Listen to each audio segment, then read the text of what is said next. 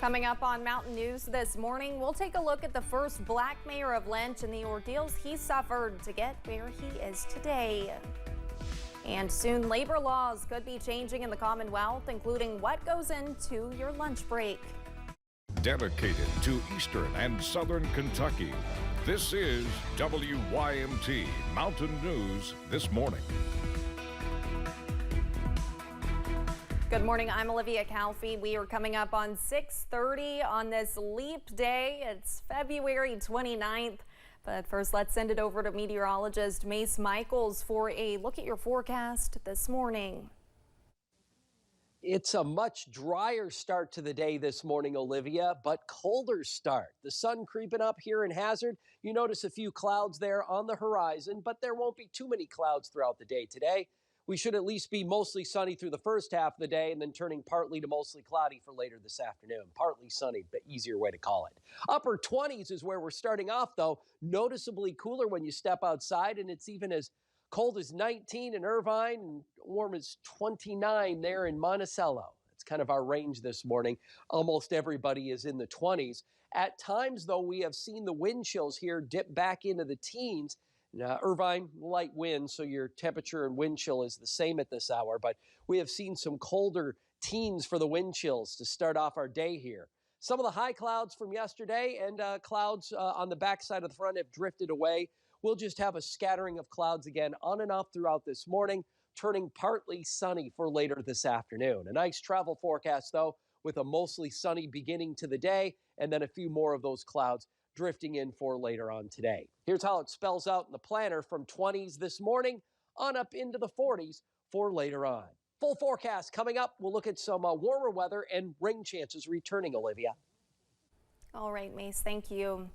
President Gerald Ford officially recognized February as Black History Month in 1976, calling on the public to, quote, seize the opportunity to honor the too often neglected accomplishments of Black Americans in every area of endeavor throughout our history.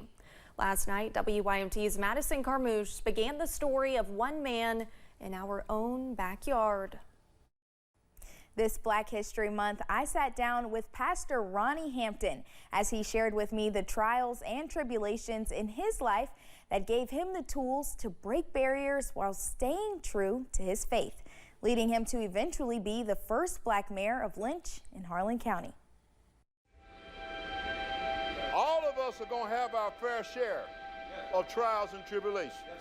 In March of 1951, Camp 3 of the Township of Lynch welcomed Ronnie Hampton, the only child of two God-fearing parents. Like many in eastern Kentucky, Ronnie's childhood was set in a coal camp, but it was that connection to coal that led Ronnie to make history in the mountains. Being here in Lynch, it's a different kind of, it was a different kind of place for raising children. We could run all over the camp and feel safe. Ronnie says as a child, people stayed in their camps and did not travel between camps until they had to. The decision was made by the school board to integrate in '63. And again, we won a championship because we integrated that year. Around Lynch, Hampton has been someone whose character was a trademark quality, especially as he helped lead the football team at Lynch High School to win a state title in 1968. Ronnie was a leader on the team. I think he was a captain on the team. It's always carried over. He's always been at the forefront of if there's problems. After a couple years of higher education, Ronnie left to follow in his father's footsteps of working for U.S. Steel in the coal mines. Practically everybody around the Lynch, what we call the mining camp, we had all our hopes and dreams and everything based upon working in the coal mines for U.S. Steel. After 7 years underground in the mines, Ronnie moved up to the State Department to be a mine inspector and experienced a whole new world. I found out what it was to be a black man in a white man's world. So I had to do a lot of things that normally wouldn't have to be done. As a mine inspector, it was Ronnie's job to assess the safety of a mine, but some miners did not respect that title and would simply tell him, "We don't have a ride for you." And I knew what that was about, but I crawled it. And I came out and I made an honest inspection. I didn't get vindictive and try to find things to make it worse, but I gave them an honest inspection. Ronnie continued on as the honest man of God he is, and people started to see him for more than his skin color. Once I got known to the people, I got accepted by them. The very ones that said, we don't have your kind, are the ones that called back and said, Dad said that he wanted you to do his funeral. You know, that, to me, that's just full gratification. The relationships Ronnie built supported him as he climbed the ranks, becoming the first black mine inspector supervisor for the Harlan District. Brother Sherrill says this all the time when we went down to the Department of Mines, that success is measured if a place is better when you left it than when you found it. And I like to believe, Sherrill, that we left it a little bit better. After 30 years with the U.S. Department of Mines and Minerals, Ronnie retired in 2009. But his story of trials and tribulations does not end there. We will hear from Ronnie about his time of being a first black mayor and how he worked to build a better Lynch in the next part. In studio, Madison Carmouche, WYMT Mountain News. That is a wonderful story, and part 2 of Trials and Tribulations will air this evening. Now in Harlan County, a man is facing charges after a standoff with police. It happened Tuesday night when Harlan County Sheriff's deputies came to a home to serve a warrant to 31-year-old Jonathan Mitchell.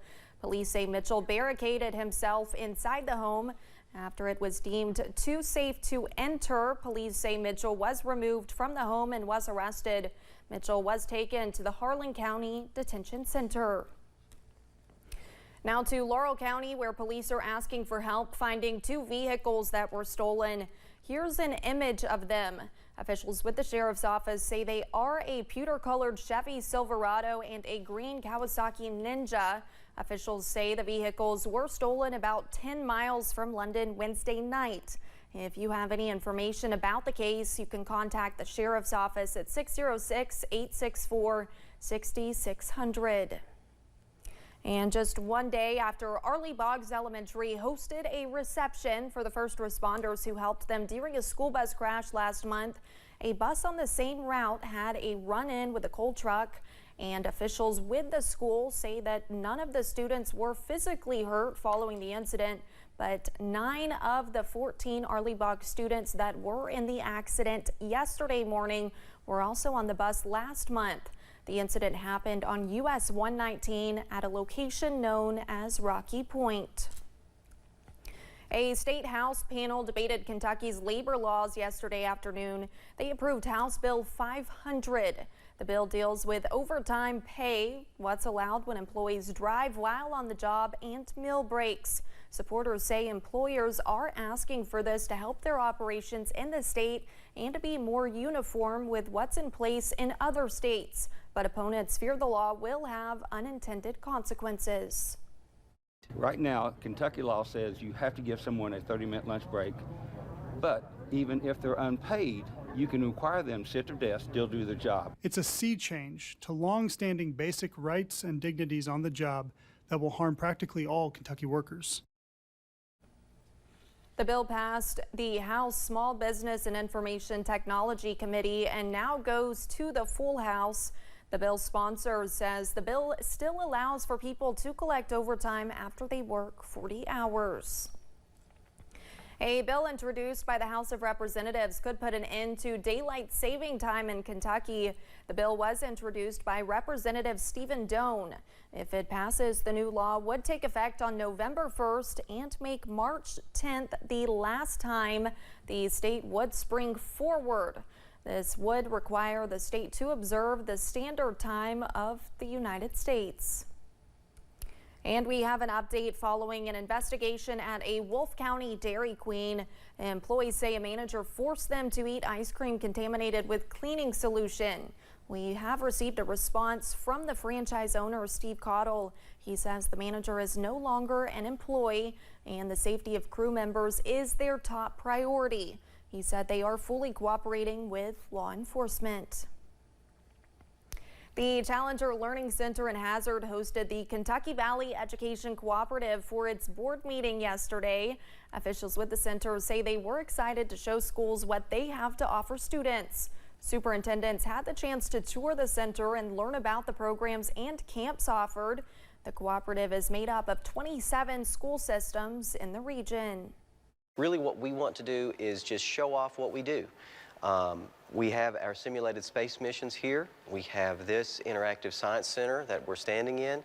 We also do outreach, summer camp programs, and we have a robotics tournament that we host. The career exploration that they have here for our students is unparalleled, and it is just, you know, hands-on, able to give that opportunity to our students that this is a career path. The center also used this as an opportunity to celebrate its 25th anniversary. And a day after a huge win against Mississippi State, UK basketball's Rob Dillingham and Reed Shepherd continue to give out assists, but this time to the Ronald McDonald House. Yesterday afternoon, the two stepped off the court to hand out Donato's pizzas to families staying at the Ronald McDonald House in Lexington. 16 families joined the pizza party. The players tell us it feels good to give back and bring some joy while loved ones are in the hospital. Be able to, help others that aren't as fortunate really is special to us. So just being able to do that and being able to do it here in Kentucky and Lexington with people that watch us play and everything is really cool. The two UK stars signed an NIL deal with Donato's Pizza.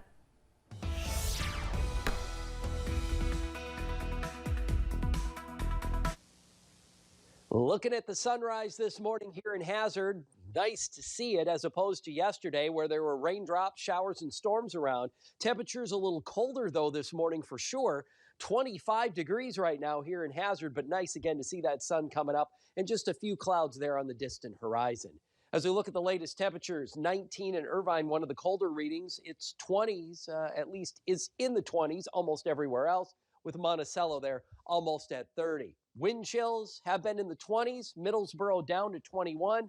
Irvine, 19 for one of the colder readings, but of course the wind hasn't been as strong this morning, thankfully. There's some of the clouds moving out from yesterday. We will have a few clouds here and there on the horizon throughout the day, but most of the clouds and rain is back to our southwest.